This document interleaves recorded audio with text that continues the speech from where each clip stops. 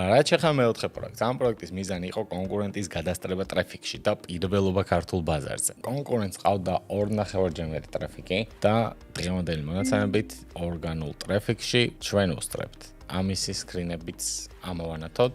რაც შეეხება ეკრანს, რომელსაც ახლა ხედავთ, ეს არის ერთ-ერთი ძვირადღირებული სერვისი, რომელიც მათთვის პრიორიტეტული იყო და ჩვენ დიდი ხანია სტაბილურად ვართ პირველ პოზიციაზე. რაც შეეხება CTR-ს, ანუ ქართულ რეალობაში, სხვაჩორის ამერიკულ ბაზარზე ეს CTR-ი ალბათ რა ვანახოთ, გაგიჟდებიან, რადგან ზოგადად 60% არა მხოლოდ პირველ პოზიციაზე კი არა გადადის, რეალურად 60% საერთოდ არ აკლიკავს results არც ერთ შედეგს ძიების განხორციელების შემდეგ. და აქ პირველ პოზიციაზე გვაქვს საშუალოდ 40%-ზე მეტი მაინც, ხანდახან 60%-იც, როგორც ხედავთ, პირველმა პოზიციამ რამხელა ცვლილება გამოიღო. ანუ აი აქ მაგალითად სანამ პირველზე გადავიდოდით, CTR-ი გქონდა 15%, გადავედით პირველზე და 40%-ზე დაბლა მგონი არ ჩამოსულა, შეიძლება ერთხელ იყო 30%. დანარჩენი საშუალოდ 40% მაინც არის CTR-ი აქ.